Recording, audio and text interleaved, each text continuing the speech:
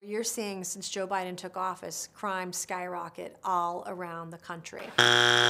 PolitiFact. The violent crime rate today is near a 50-year low. There are fewer violent crimes now than there were in 1971 under Richard Nixon, despite a population that has increased by over 100 million people. There's crime, there's violent crime, there's migrant crime. We have a new category of crime. It's called migrant crime, and it's going to be worse than any other form of crime. Immigrants are less likely to commit crimes than U.S.-born Americans, studies find. Economist Rand Abramitsky found that since the 1960s, immigrants are 60% less likely to be incarcerated than U.S.-born people. There is also state-level research that shows similar results. Researchers at the Cato Institute, a libertarian think tank, looked into Texas in 2019. They found that undocumented immigrants were 37.1% less likely to be convicted of a crime. Recent investigations by the New York Times and Marshall Project found that between 2007 and 2016, there was no link between undocumented immigrants and a rise in violent or property crime in those communities. And every quantifiable metric, our country is going to hell. PolitiFact. The rate for rape fell between 2021 and 2022.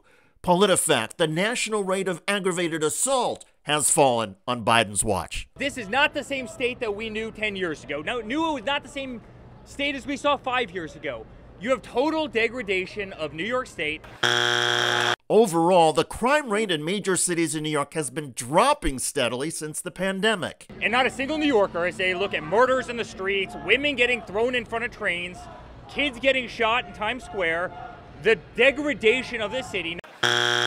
Between 2020 and 2022, the violent crime rate shrunk by nearly 6%, with 2023 seeing an additional 4% decrease.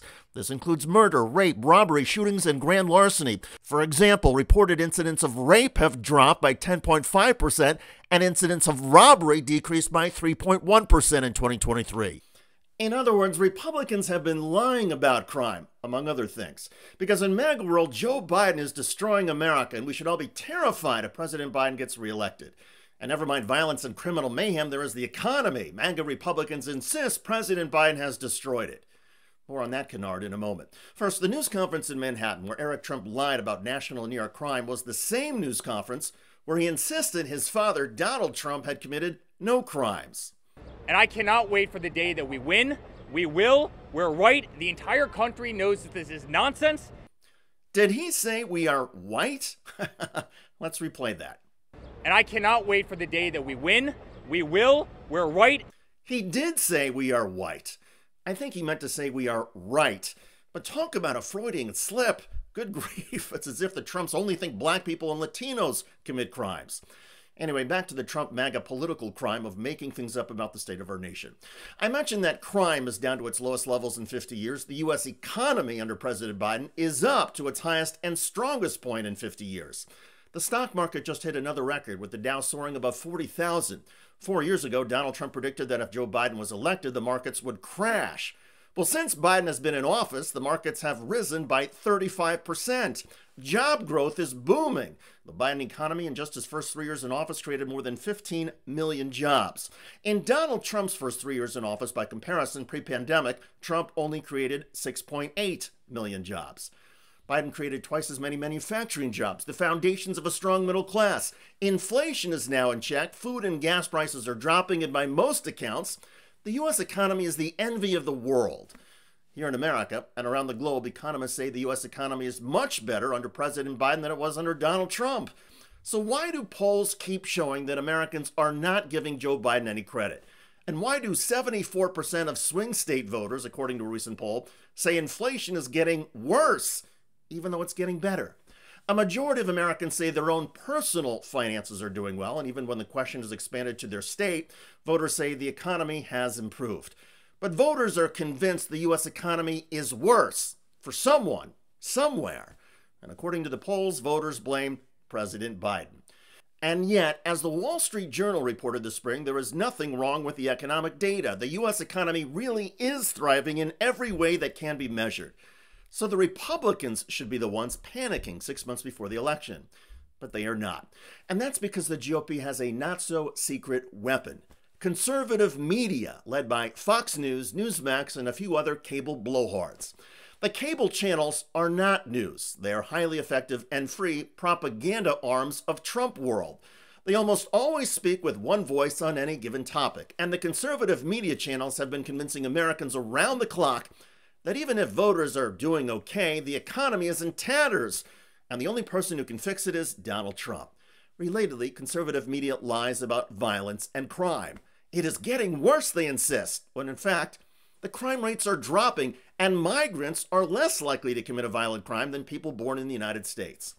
A year ago, the Fox News penchant for lying caught up with the cable channel. Fox agreed to settle a defamation lawsuit and pay Dominion Voting Systems $787 million. But Fox is still making a fortune, and not just from advertising. As Media Matters noted recently, Fox would still be profitable even if it had no advertising and only relied on cable carriage fees. By some estimates, Fox clears a 35% profit based on those monthly cable fees alone. And conservative viewers paying for cable depend on a steady diet of GOP propaganda. So Fox keeps delivering. And the lies about President Biden, the economy, crime rates, and much more keep coming. But there is a solution on the horizon, at least a temporary one. Democrats will soon be dropping $1 billion in campaign advertising all across television, cable, and digital airwaves. The ads will highlight what Fox and others will not cover.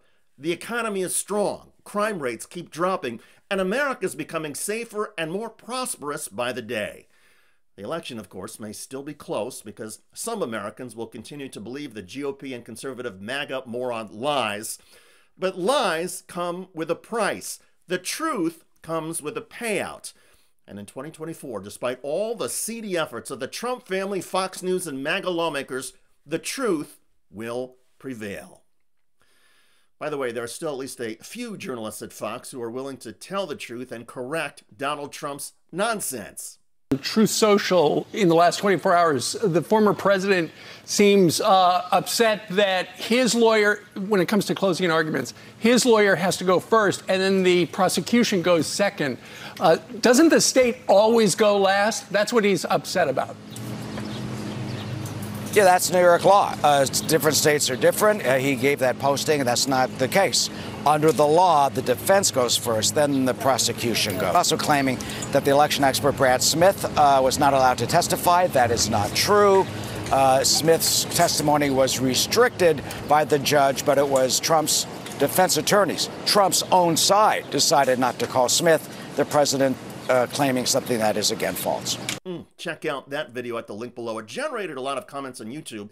One of the most popular is from Nicole Howe, 1742, who wrote, "Trump needs to go to jail." I hear you. I look forward to reading your comments about the MAGA maniacs who got busted, at least in this video, lying about crime and about the economy. I'm David Shuster. Thanks for joining us.